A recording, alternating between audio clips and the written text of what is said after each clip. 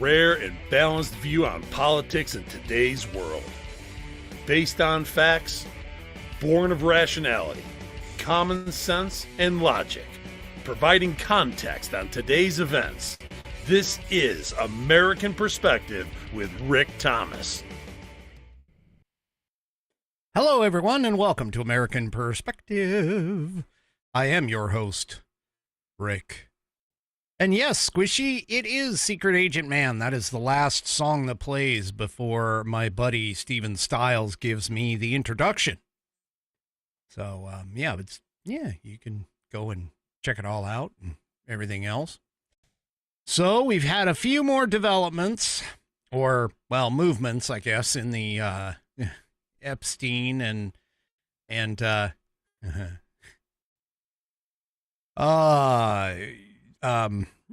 Obamagate saga. Couldn't think there for a second.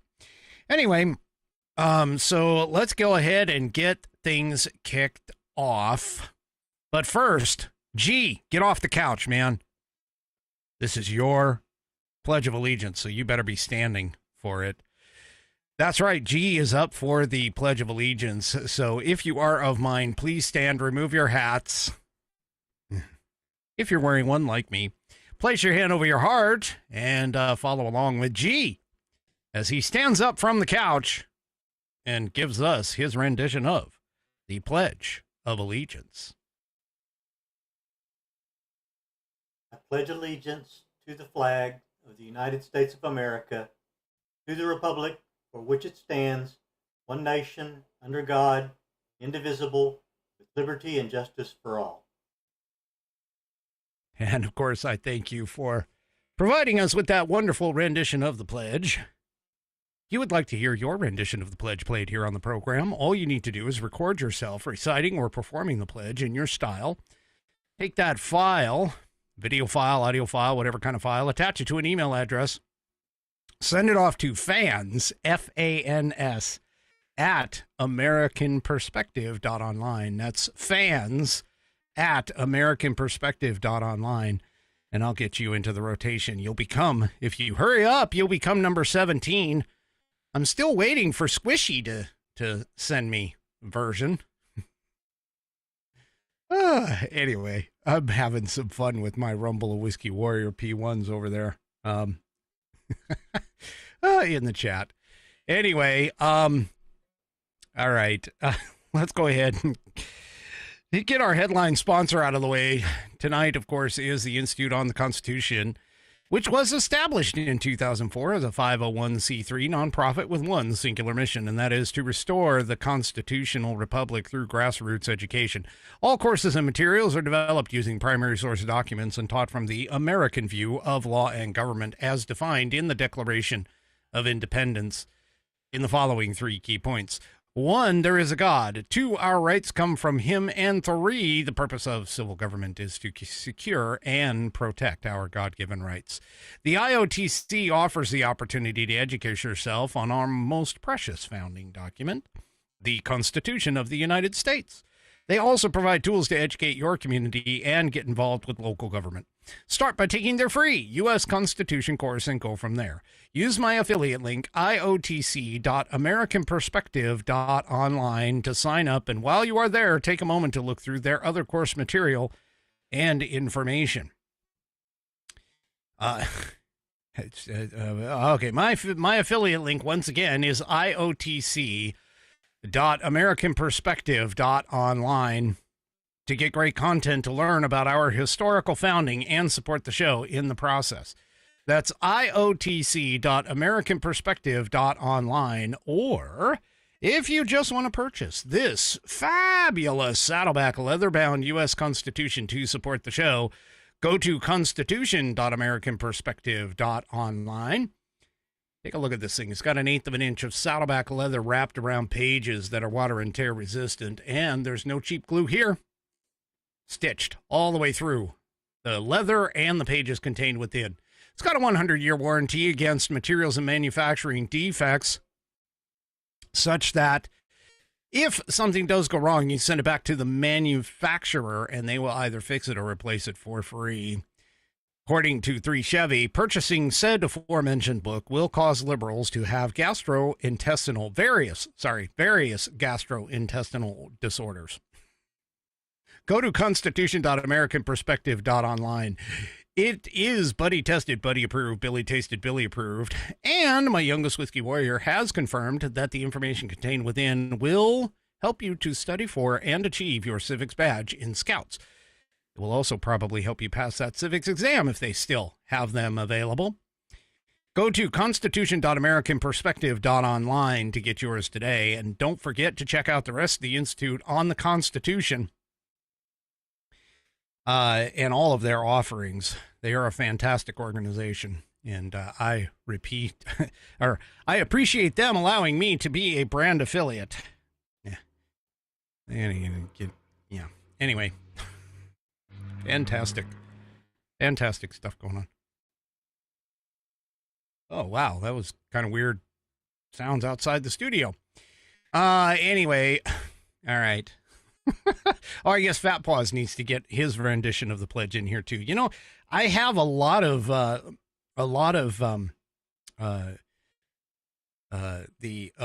ladies have sent in the pledge. I do need a few more men. So Fat Paws, that's on you now. You're in it too. You and Squishy. I need to get 17 and 18 in. I'm looking for 20, but I'll take 17 and 18. So we gotta help that out too. All right. Where am I? I mean, outside of the fact that I'm actually in the studio. So apparently, now the leftist lunatic morons that are out there that are talking about how Trump is trying to hide the Epstein files and so on and so forth. Well, that's no longer the case, because now a federal judge in Florida has denied President Donald Trump's Department of Justice from releasing grand jury transcripts from the investigation into the convicted pedophile Jeffrey Epstein. So, yeah. Anyway, U.S. District Judge Robin L. Rosenberg, an Obama appointee, said in a 12-page opinion on Wednesday that she does not have the legal authority to release the transcripts, according to the Washington Post. Last week, at the behest of Trump, Attorney General Pam Bondi requested that grand jury testimony be released in both Epstein's cases and the case of his co-conspirator, Ghislaine Maxwell. Well, Rosenberg's opinion stated, quote, "For the reasons set forth below, the 11th Circuit law does not permit this court to grant the government's request. The court's hands are tied, a point that the government concedes." So, the judge added that the Department of Justice did not provide sufficient arguments for unsealing the records that are protected by rules that emphasize a presumption of secrecy and protect participants from disclosing information given to a grand jury. Rosenberg's decision does not mark the end of the Trump administration's attempts to unseal Epstein's or Maxwell's grand jury transcripts. Now, keep in mind, this is in Florida. They still have one in New York that could possibly be unsealed as well. The DOJ sent 3 total requests to judges in Florida and New York seeking to unseal those records. So, it's not done yet, but one judge has said that they can't do it. So guess what, folks? That means that we may end up in a situation where we just can't get it. Well, that doesn't stop, by the way, the fact that there is a possibility of us getting the information, or at least acquiring lies from somebody who is attempting to wrangle their way out of prison. Ghislaine Maxwell, who is serving up to 20 years of time in jail, she reportedly is meeting or has met possibly with a deputy assistant district attorney, or deputy attorney general, my bad, Todd Blanche, however you want to call it. Anyway, he is reportedly announced plans to meet with Ghislaine Maxwell today. Don't know what happened. We haven't heard anything, at least as far as I know, that we haven't heard anything about that meeting. Yeah, she is serving, Ghislaine Maxwell is serving a 20-year sentence for her role in trafficking Jeffrey Epstein, his girls. And she has been told, by the way, that or it has been said that she is actually the ringleader in all of this. And this is part of the reason why she ended up getting 20 years while Jeffrey Epstein didn't get hardly anything except for the fact that he ended up hanging himself in his cell. But all of that being said, her attorneys confirmed that she is in discussions with the government. Her family reportedly stated that she was preparing new evidence. New evidence. Now, one thing that's interesting about this is that apparently during her trial, she acted quite cagey. During the investigation and everything, she acted quite cagey. And she essentially, kind of played with, or at least attempted to act like she was smarter than the investigators during that time. And during her trial, she actually did not take the stand at all. And so there was, so there's a lot of questions as to what kinds of things that she is going to be able to provide to this whole thing. And again, keep in mind, whenever you have a person who is in a situation and she all of a sudden finds out that her information is valuable to somebody, and I'm saying she just because this is a specific location or a specific individual, a specific scenario, but most of the time when you find out that all of a sudden your information is valuable to somebody, well, you turn it into what do I get out of it? In other words, like a quid pro quo. So depending upon where the Department of Justice actually is, which of course, given the fact that Trump has been saying, hey, do whatever it takes to get this information out there, they may make some sort of a deal with her to get her sentence reduced or something like that, just to get the information out. Now, the challenge with using somebody who is already a convicted criminal is the fact that you honestly still don't know whether they're telling the truth or whether they're lying. And I would fall in this case because she very well could say that, Donald Trump got 15 girls, blah, blah, blah. I mean, she could just lie her ass off. And especially in these kinds of situations, if there isn't anything else to go off of, and that's the only evidence that's available, even though it is questionable, especially on the left, if the left gets a hold of it, they're going to be like, oh yeah, see. Yeah. Anyway, speaking of that, by the way,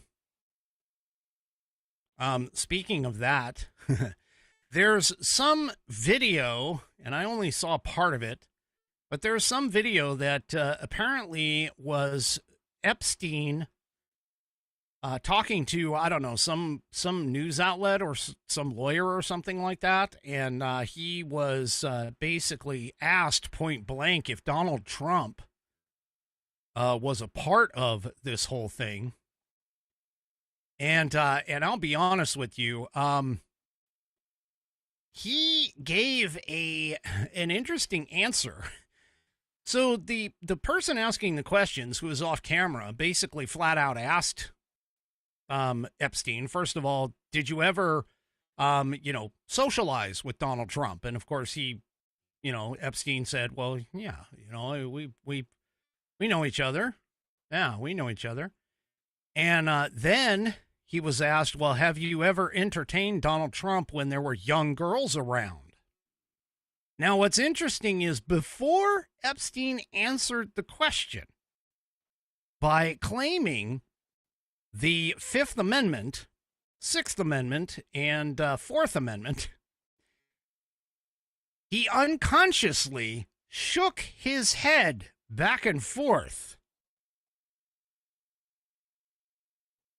Now that should be enough to basically tell you that even though he claimed the 4th, 5th, and 6th Amendments verbally, his body language, his head literally, and I wish I had the clip, but his head literally started shaking back and forth immediately upon the answer. And so body language, for those that don't know, can be read. That's why we have body language readers. But body language can tell a lot about a person's answers, a lot about a person's truthfulness, and a lot about whether or not the individual is, because your body and your mind and body are working so fast. And they are so well connected in some cases that you can go and you can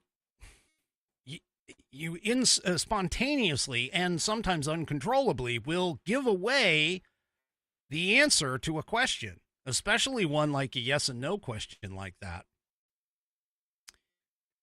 And I think he shook his head subconsciously, not realizing that he did it, and then answered with the, well, I'm going to take the 4th, 5th, and 6th Amendment because I don't want to incriminate myself in answering that question. So I think his initial reaction was literally no, which would have been the honest answer. But I digress. And again, that's just a supposition of mine.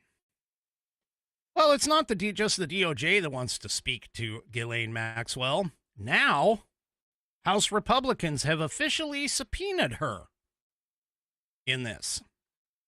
So, House Oversight Chairman James Comer officially subpoenaed Ghislaine Maxwell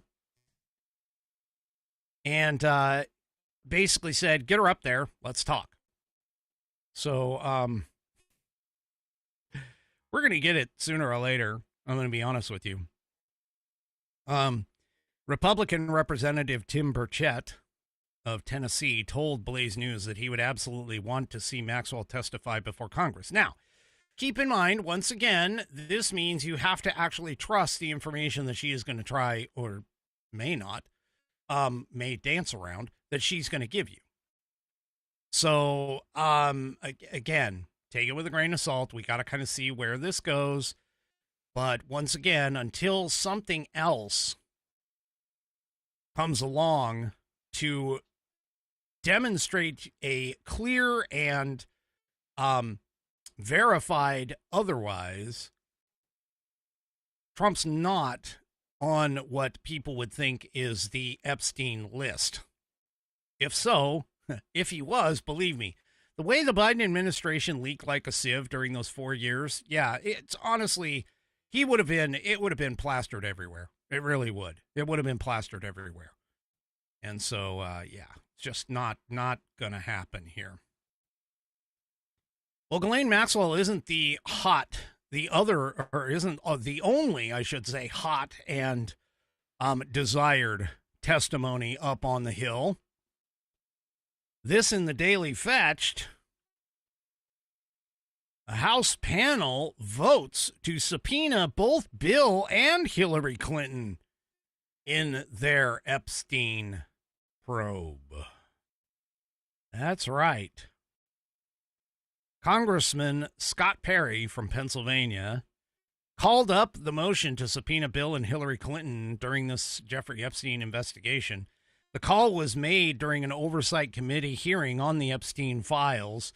House Oversight Chairman James Comer now has to issue the subpoenas.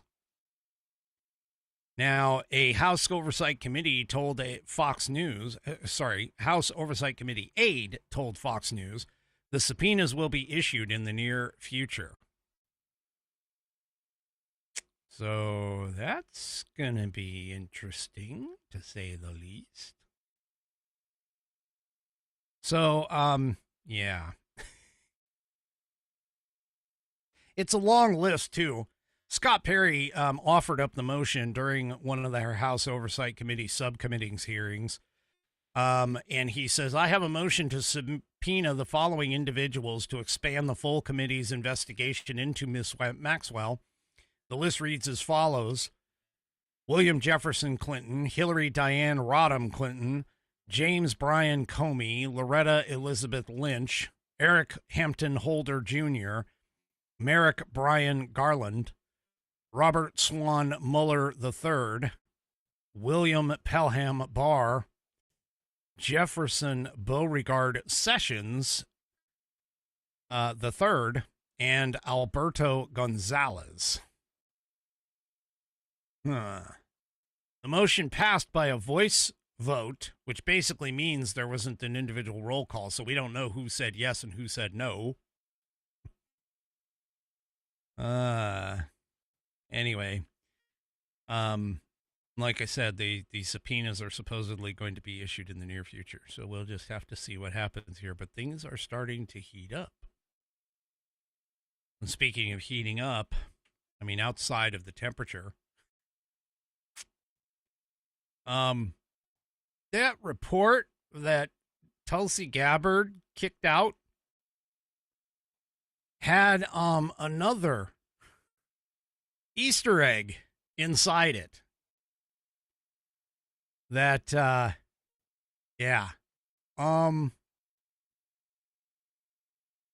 Russia actually wanted Hillary?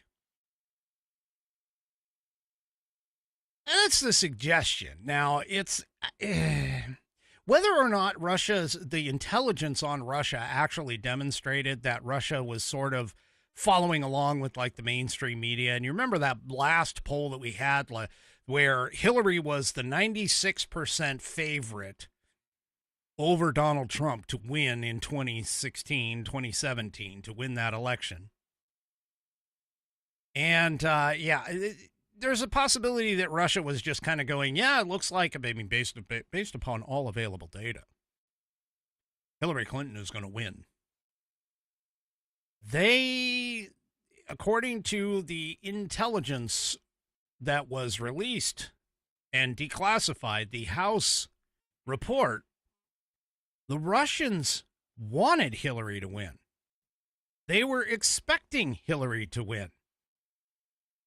And what was buried in the report, which was the goose egg, is the fact that the Russians apparently had gathered dirt on Hillary Clinton, and they were, let's say, happy about the stuff that they were gathering, such that if Hillary had won, they were looking potentially at the idea that they could use this information in order to hold it over Hillary's head. Now, you'll recall Hillary kept saying that Trump was Putin's puppet. And she swears up and down, and still does, even to this day, I think, that the Russians colluded with Trump because Trump owes the Russians and Trump is owned by the Russians. When in actuality, it looks like it was going to end up to be Hillary if she had ended up in the Oval Office. So the report apparently states that there was no association with Russia and Donald Trump. But what they do show is that the documents had do show in the documents that the Russians had a preference for Hillary Clinton because they had information on her that they could exploit after the fact. Now, apparently, the Russians had gathered some information that demonstrates that they thought Hillary was having problems with her health, that she was taking tranquilizers, that she was prone to mood swings, and especially to rage. And they were going to use this information they were going to use this to try and, leverage her in terms of if she got into the Oval Office. And, I mean, this is just getting better and better. Now, so many people, of course, we know during the election season, there were questions about whether or not Hillary was well. I mean, there was this one well-known video where she's stumbling to get into the van and almost falls over. She basically just kind of flops into the van, which would kind of follow along with the idea that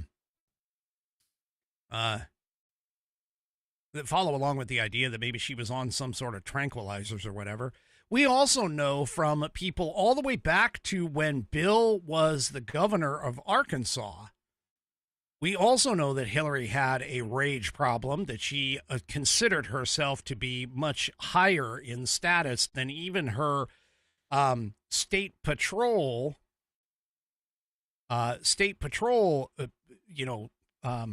guards and everything. She would yell at them consistently. And there's all kinds of other things that have been going on. I mean, even Dan Bongino mentioned that Hillary was not exactly the type of person that a lot of people thought that she was.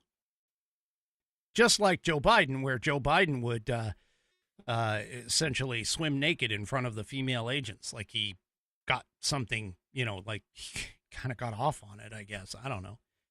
Anyway, so there were some questions in terms of her health that apparently the Russians had been gathering and were planning on using against her should she actually get into office. And so that in and of itself is a indication that, yeah, the Russians were kind of rooting for Hillary rather than Donald Trump. Now, all of this being said, keep in mind, the Russians really didn't do anything in particular that they haven't already done in the past and have been doing ever since they were the Soviet Union, trying to influence our elections in terms of all this. But they essentially took the information, and this is where it's kind of the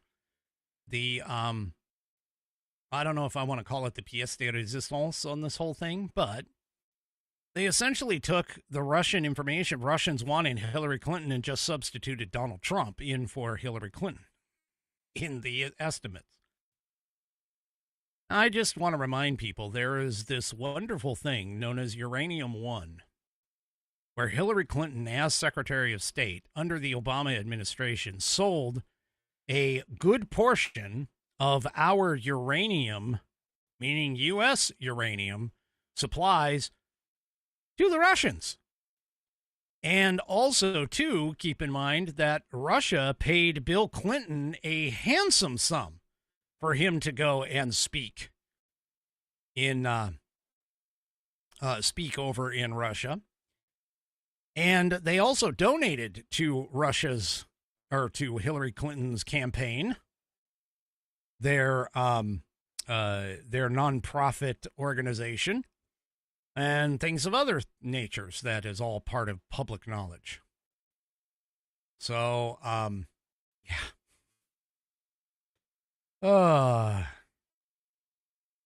So one section of the report goes and says this: by keeping the most damaging material on Clinton in reserve, Putin was not only demonstrating a clear lack of concern for Trump's election fate, but conversely, his actions could also indicate that he preferred to see Secretary Clinton elected, knowing that she would be much more vulnerable president than candidate Trump. Moscow's reserve of compromising materials would have given Putin leverage over a Clinton administration, but not a Trump one. Yeah. There you go. So everything that the Democrats have been talking about, have been pushing, have been mentioning, trying to gain leverage on Trump and say, oh yeah, this is what's happening with Trump, all about Trump and Russia. Yeah. None of that is actually true, apparently. And this was all part of a House committee report that had been classified. Yeah. So, anyway. This is just getting good. And we're only 6 months in, folks. We're only 6 months in. This is going to be a fantastic freaking presidency. I mean, at least for the next 2 years so far. All right. Well, James Clapper. So one of the things that's going on whenever you see something like this, as to whether or not there's a lot of credibility, is you react or you look at the reactions of the individuals who are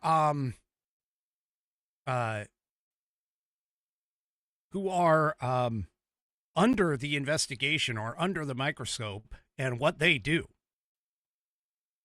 And James Clapper is the first one that blinked. So, I mean, you know, Obama has given a non-committal answer already for the Donald Trump accusation, or the Donald Trump administration accusations of his involvement in Russiagate. But now we actually see that there is a gentleman who is, well, he might be a little nervous about his position. This in town hall, James Clapper did something that shows he's nervous about the new Russian collusion docs that have been released. He went and decided to lawyer up. So, yeah, that's, well, here, you want to hear it from the man himself? Here it is. When the director says that she's referred these filings to the Justice Department for a criminal investigation, tonight we're told they formed what is called a strike force. Do you have concerns that they will attempt to prosecute you? Well, certainly I do. You know, after 8.5 years of this, and I don't know of an intelligence product that was more scrutinized, more investigated than that product was by numerous people. You know, it's very disconcerting. It really is. And I take seriously when the President of the United States accuses me of being a participant in a treasonous conspiracy, which is ridiculous. Yeah, what's your reaction to that? It's ridiculous. It is untrue. So what will you do if they come after you? What is your plan? Well, I'll lawyer up, I suppose. Already have. You've already hired attorneys in anticipation that this Trump Justice Department could try to prosecute you. We've had sort of perpetual attorneys since I left the government in 2017. Former Director James Clapper, thank you for joining us tonight to respond to this. Thanks, Caitlin, for having me. Appreciate your time. Also, there he goes. Of course, he's on CNN and he's trying to claim innocence and plead innocence. But, yeah. Just to remind people of his claims, here he is on CNN also, where he was in December of 2017 talking about it. I think this past weekend is illustrative of what a great case officer Vladimir Putin is. He knows how to handle an asset, and that's what he's doing with the president. You're saying that Russia is handling President Trump as an asset? That's the appearance to me. Yeah, that's the appearance. That's the appearance to him, even though he knows that all of it was bunk. Yeah, dude, you really should lawyer up. These people. James Clapper, by the way, put the Steele dossier into the new intelligence assessment. So, yeah. Yeah, dude. You knew. And now you're going to try and beg forgiveness or whatever. Yeah. All right. Well, enough about that. I spent a lot of time on those, realistically, but hey, it is what it is. They're big news. Well, one piece of big news that we haven't heard a whole heck of a lot of is the whole auto pen. And in particular with the auto pen, trying to understand whether or not using the auto pen to sign not only legislation, but also to sign pardons for people, whether or not those are going to be legal. We've talked about it on this program. I mean, there is some questionability as to the use of the auto pen, because again, in terms of traditional auto pen use, it's not with regards to legislation and other things. It was traditionally only been used for just minor correspondence and those kinds of things, even all the way back to Thomas Jefferson. And so we're sitting here, and a lot of us who are on the outside, there is a legal case that could be made that the auto pen should never be used for legal documents. But all of that being said, not one single time, even when Obama actually used it for the very first time during his administration to sign legislation in absentia while he was traveling overseas, there is a case that I think that could be made, a legal case that basically says that the auto pen shouldn't be used at all. And we've even discussed the potential or the proposal of putting in a regulation within the U.S. statutes that literally calls this out. We also had a wonderful question by 3 Chevy, who basically was asking about the ex post facto factor of this entire thing. And I, because that was part of the legislation, was that anything that has been signed by the auto pen before becomes immediately null and void. And there was some question about the idea of the ex post facto law, which those are based off of punishments, not necessarily off of that action. And so all of these things are coming together and coming to a head. And as of right now, there isn't really any legal precedent set for the auto pen's use, even with the proposal of that statute. Rand Paul is looking to bring it into the legal light. Here in Red State. Now, Rand Paul has been after Fauci for his disastrous handling of the COVID pandemic issues. And so now Rand Paul is saying, well, let's go ahead and test the legality of Biden's auto pen pardons. He wants to charge Anthony Fauci. So here is an ex post by Rand Paul that basically says the DOJ needs to charge Anthony Fauci with a felony for lying to Congress. Then the courts can decide if the auto pen pardon stands. Now, he's actually saying, and literally saying, he doesn't believe that the pardons will actually stand up to legal scrutiny. So he's like, hey, we're just going to go ahead and do it. I like this guy as far as this goes. I certainly like this. And by the way, a House Oversight Committee and the White House counsel's office are currently investigating whether they are at all legal, considering that Joe may not have even known that things were being autographed in his name. And this is where the whole crux of the problem, the legal crux of the problem, comes in, is the fact that Joe's mental acuity was failing toward the end there. And the only pardon that actually had Joe Biden's authentic signature on it was, of course, the one for his son. So anyway, yeah. Appearing on the Charlie Kirk show, Rand Paul said that the only way to test the dubious pardons is to file charges against someone who received one. So Paul, who is the chairman of the Senate Homeland Security Committee, said on Tuesday's Charlie Kirk show, I do believe Anthony Fauci committed a felony by lying to Congress, so you have to charge him. with a felony, take him to court, and then the court will decide whether or not the pardon is upheld. Paul also added, you can argue until you're blue in the face that you can't do auto pens and that maybe this president wasn't aware of it, but the only way to actually do this is you have to charge someone who has been pardoned.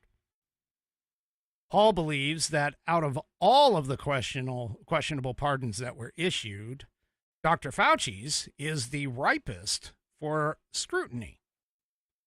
He says, I think Anthony Fauci is the most likely to be chargeable. There are other people. Hunter Biden could be charged as well, but someone has to be charged.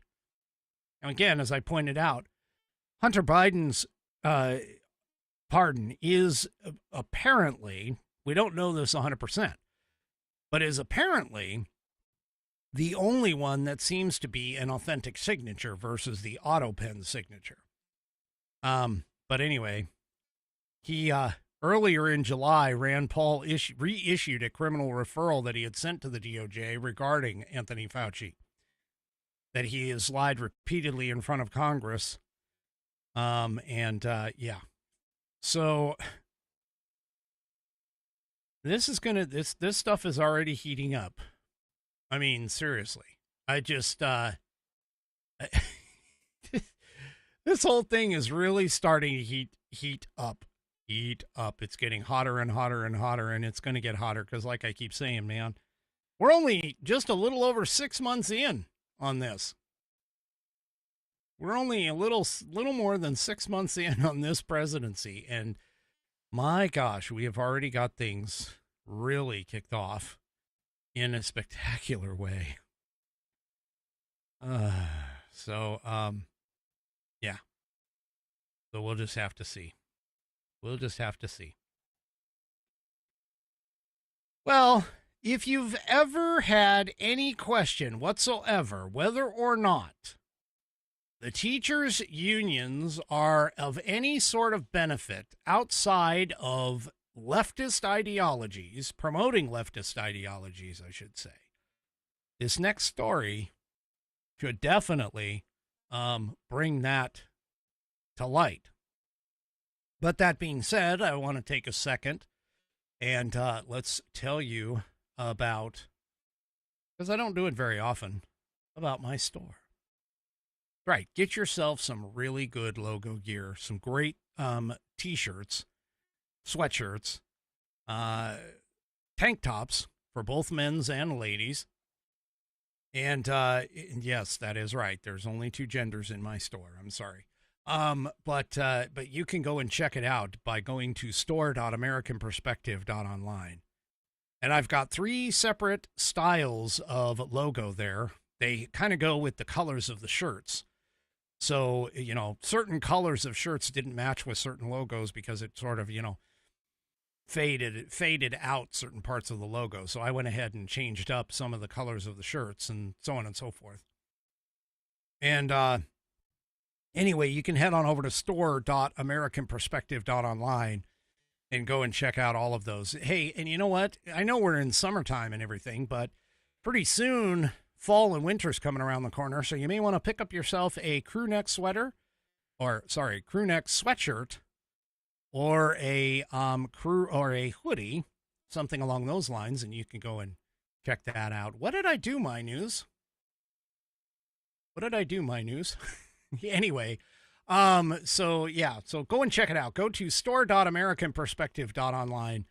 I can interrupt my own spot because it's me. And go to store.americanperspective.online and go and check out all the styles that are available. And for those of you who may not want to purchase clothing, you can also go and check out the cups. I have some mugs. I have a travel mug. I have a water bottle that has the logo on it and stuff like that. You can go and check it all out. There's also links there to the former Whiskey Musings store still, and as well as a link to go get you the Constitution of the United States as well.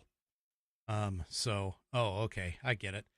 So anyway, head on over to store.americanperspective.online and get your logoed gear today. And yes, I still need, I'm being told that I need to figure out a way to get the gator. So, yeah. Or, well, what she calls it is tube top. Somehow Nana was able to fit the GETTR into a tube top, and I honestly, I don't know what to tell you. Yeah, it's anyway, she somehow did it. I don't know, but we'll leave that one alone. All right.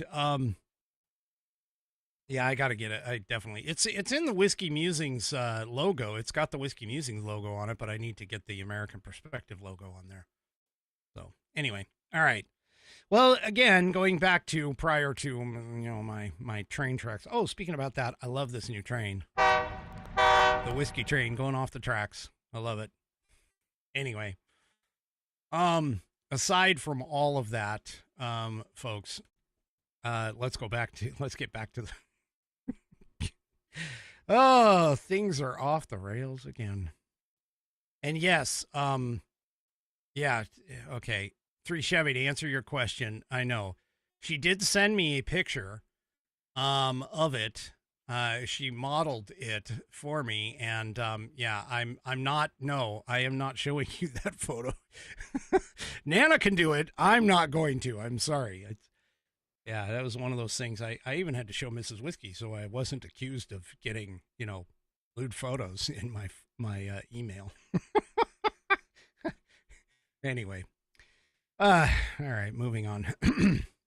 So the largest teachers union in the United States, which is the National Education Association, well,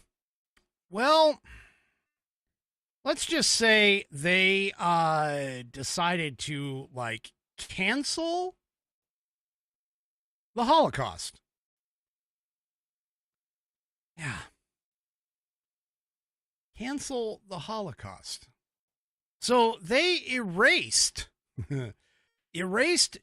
the term Jews from the whole Holocaust thing. The NEA described the Holocaust as having 12 million victims from different faiths, without mentioning what is everybody knows was the massive attempted extermination of the Jewish people. Now, this is a teachers' union, folks.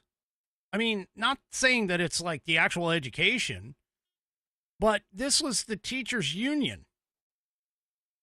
So they planned to promote a version of the Holocaust remembrance that did not mention the Jewish people, according to its own 2025 handbook, which references victims of the Holocaust from different faiths and teaches, by the way, that Israel was founded through forced violent displacement and dispossession in its most recent guide for NEA members. Now, the NEA, which represents nearly 3 million public school teachers and education workers, outlined the priorities in its 2025 handbook. They publish the document each year as a guide on the NEA's priorities and strategic goals for the association's national and state leaders, staff, and members. It includes the NEA's bylaws and is updated with any new resolutions and policy positions that the union has endorsed. Now, keep in mind, folks, this has been, and honestly, I mean, this just comes on the tail end of the whole thing about anti-Semitism in our universities, in particular Harvard and now Columbia, who, by the way, Columbia acquiesced and is going to pay $220 million for their kind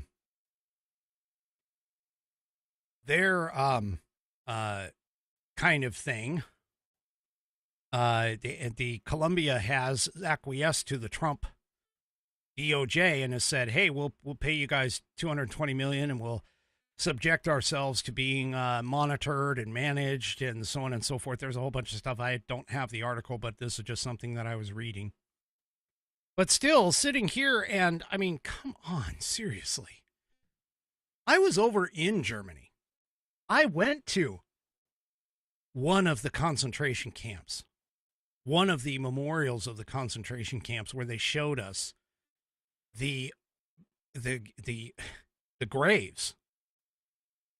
And I got to tell you, it's one of those experiences that for my life, that when I walked through the gates of that place, I felt a cold chill. There was literally a difference in the actual air temperature from the internal of the gates to the external. I'm not telling you that I imagined it, because I went back in and out a couple different times to prove to myself that it actually existed. When you walk around those grounds and all you see are these mounds of grassy knolls with these large not platforms, but these large markers that have just numbers on them. For an example, some of the numbers that I saw were 132,000 in one grave. And another grave had something like 150,000. And then the little word EST, which stood for estimated. The Holocaust was real. The Holocaust occurred. And it was Germany attempting to get rid of the Jewish people, to literally get rid of and commit a genocide against a group of people, literally for their belief system. And here we have a organization in the United States of America that is essentially saying that the Holocaust did not occur to the Jewish people, but that it occurred to people of all faiths. Now, don't get me wrong, there were other victims of the Holocausts than the Jewish people, but by far and large, the number of individuals who had to go through this, if you recall anything about history, the gold stars they had to wear, they couldn't go out in public in certain times. They wanted to basically block Jewish people because of Hitler's, insane obsession over this. And he basically took these people and decided to exterminate every single one of them.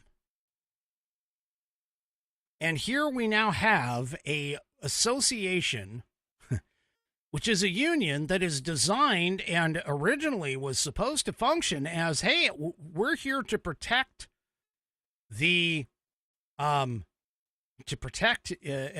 education, the teachers that are providing this education. We're here to make sure that they get paid properly, and they get benefits and so on and so forth. They're sitting here now basically saying that, hey, the Holocaust didn't exist, or that they're going to water it down first, of course. Now, all of this news, of course, comes at a time where anti-Semitism and anti-Israel extremism at all kinds of public schools, and now it's showing up within teachers' unions themselves. I mean, this is crazy. Now, the NEA Representative Assembly, back to the piece here, which, by the way, is in the Washington Free Beacon. The NEA Representative Assembly, which is the union's parliamentary body, or parliamentary body, I should pronounce it correctly, passed a resolution to boycott the Anti-Defamation League's Holocaust education materials earlier this month. A vote that the union's leadership rejected.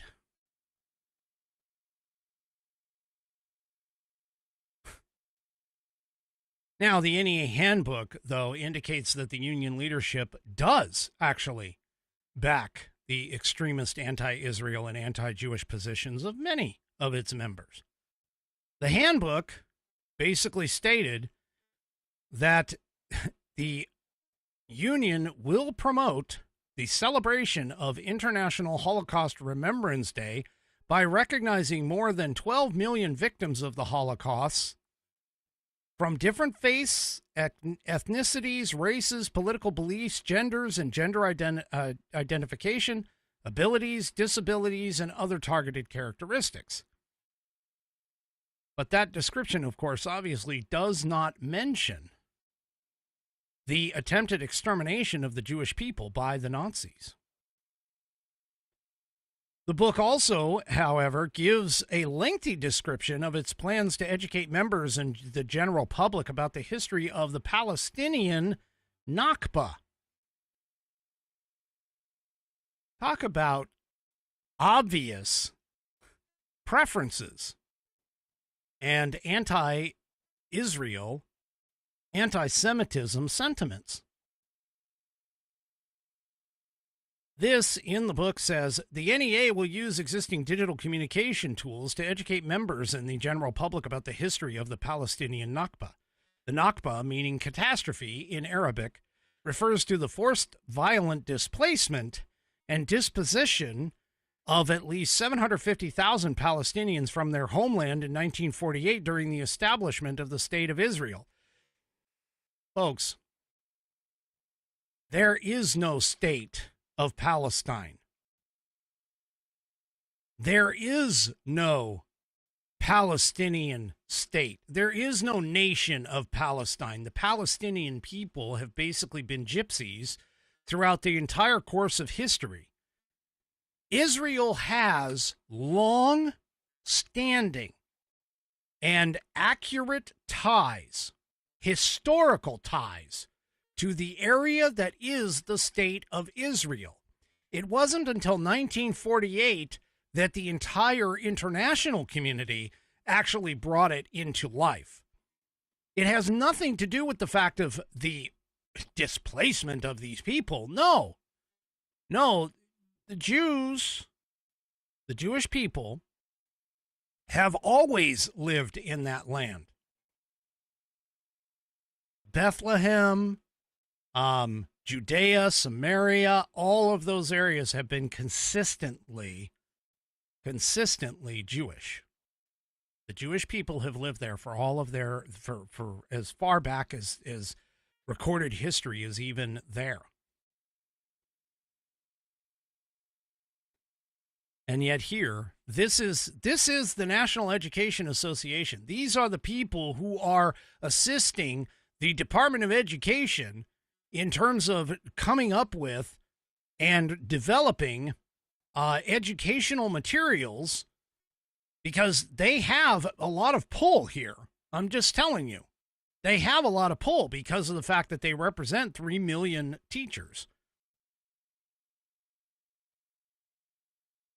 But they are seriously trying to erase that.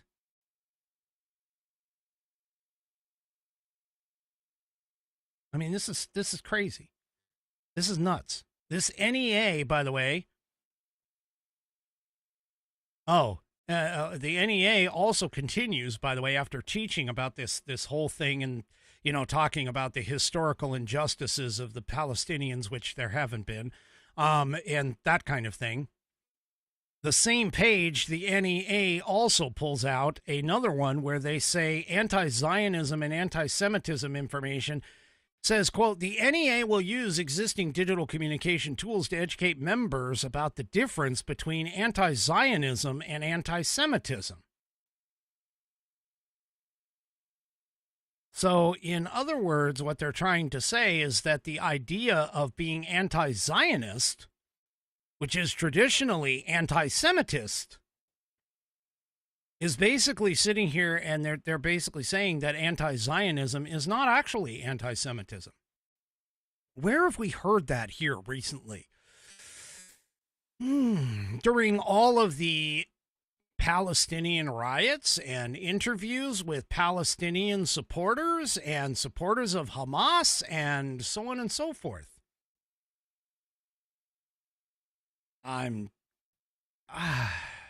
Folks, I can't even imagine. This is ridiculous that it's even happening here in America. And you wonder why we believe that we, in terms of the conservatives, believe that the education system is off the rails, literally. Anyway. All right, folks, that is it for me for this evening. Do me a favor, if you haven't already, head on over to rumble.com, get yourself an account. It is free. And once you are signed up and signed in over on Rumble, search up the American Perspective channel, hit that green follow button to get notified every time I go live. Also, too, if you would like, give me a thumbs up or a thumbs down across all of my platforms, whether it's YouTube, X, Facebook, and, of course, the aforementioned Rumble. We will see you tomorrow night, 5 p.m. Pacific, 8 p.m. Eastern Time, right here on American Perspective. Have a great rest of your evening. And just a reminder, Amy, oh, wait, Amy's not in the chat. I don't think I saw her in the chat. But somebody remind Amy to get in a pet of the week for next week. I'm going to do that daily. Also, if you want to get a question in for question of the week, which is Saturdays, yeah, get it in as well. Fans at AmericanPerspective.online. We'll see you tomorrow night. Have a great rest of your evening and good night, everybody.